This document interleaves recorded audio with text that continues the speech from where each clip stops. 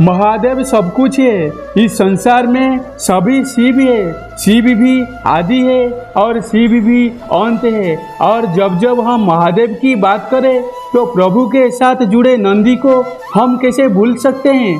जहाँ पर भी भगवान शिव की पूजा होती है वो स्थान नंदी को भी याद किया जाता है। हर मंदिर में देखा जाता है कि भगवान शिव के सामने ही उनके बाहर नंदी की मूर्ति स्थापित होती है। इस प्रकार भगवान शिव के दर्शन और पूजन का महत्व है। उसी प्रकार नंदी का दर्शन भी किया जाता है। नंदी भगवान शिव के वाहन ही नहीं बल्कि उनके परम भक्त भी है। कहा जाता है कि अगर अपनी मनोकामना नंदी के कान में कही जाए तो वे भगवान शिव तक उसे जरूर पहुंचाते हैं। आपने देखा ही होगा कि नंदी मंदिर के बाहर विराजमान होते हैं। कहा जाता है कि नंदी बाहर इसीलिए विराजमान होते हैं ताकि भक्त आसानी से उन तक अपनी बात पहुंचा सके। तो आखिर क्यों है ऐसा, क्या है इसके पीछे की कथा, आइए जानते हैं इस वीडियो में। शास्त्रों में इस बात का जिक्र किया गया है कि स्वयं भगवान शिव जी ने नंदी को वरदान दिया था कि जो तुम्हारे कान में आकर अपनी मनोकामना कहेगा उस व्यक्ति की सभी इच्छाएं जरूर पूरी होगी। कहानी शुरू होती है नंदी के पिताश्री शीलाद से। शीलाद ने जमकर भोलेनाथ की तपस्या की थी ताकि उन्हें एक संतान प्राप्त हो और उनका वंश आगे चल पाए। भगवान शिव ने उनके कठोर तपस्या से खुश होकर उन्हें पुत्र रूप में प्रकट होने का वरदान दिया। वरदान में शीलाद ने बैल जैसा पुत्र मांगा।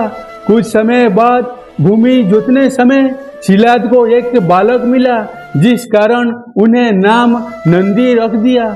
जब नंदी को अपना अल्पायु होने के बारे में पता चला तो महादेव की आराधना से मृत्यु को जीतने के लिए वह वन में चला गया और वहां जाकर उसने शिव का ध्यान करना शुरू कर दिया।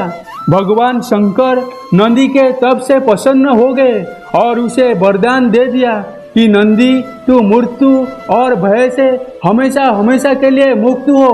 मैं तुम्हें अजर और अमर होने का वरदान देता हूँ। नंदी कैलाश पर भगवान शिव की निरंतर सेवा और आराधना करता था। कहीं भी महादेव से मिलने आता था तो पहले नंदी से मिलना अनिवार्य हो गया था। फिर एक दिन शीलाद महादेव के पास एक अजीब विडंबना लेकर पहुंचे। दरअसल शीलाद ने संतान का वरदान मांगा था क्योंकि उसकी कोई संतान नहीं बची थी और सिर्फ नंदी ही था, लेकिन वो भी महादेव की सेवा में व्यस्त था।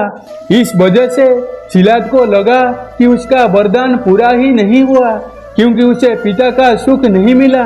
यह सुनकर महादेव ने नंदी को बुलाया। महादेव स्वयं नंदी से प्रेम करते थे, लेकिन उन्होंने फिर भी नंदी से कहा कि उसे पुत्र होने का दायित्व निभाना होगा।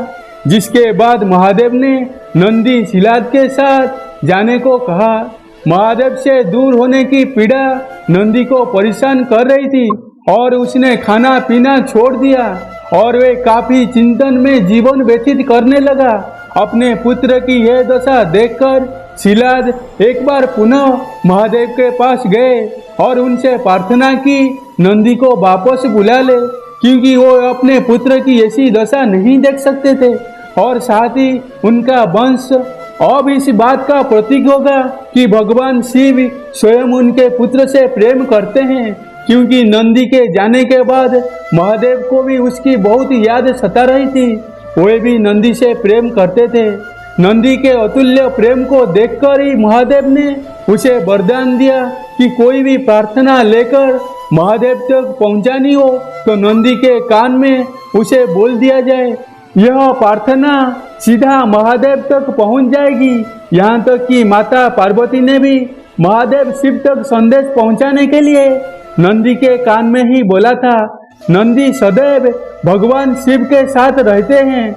इसके बाद देवों के देव महादेव ने माता पार्वती के सहमति से सभी गणों गणेश और वेदों के समक्ष गणों के अधिपति के रूप में नंदी को अभिषेक करवाया।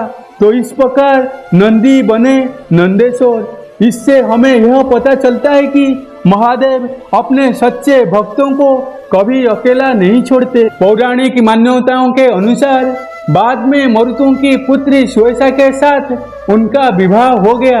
कहते हैं शिव जी ने ही नंदी को वरदान दिया था, जहां उनका निवास होगा वहां पर नंदी हमेशा विराजमान रहेंगे। इसीलिए हर शिव मंदिर में शंकर परिवार के साथ साथ नंदी विराजमान होते हैं।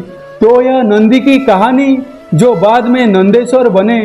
अगर मन साफ हो और भगवान की प्रति आस्था सच्ची हो तो मनुष्य का उद्धार हो सकता है।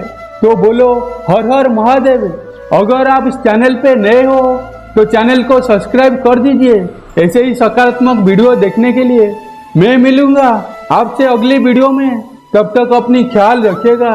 जय श्री कृष्ण।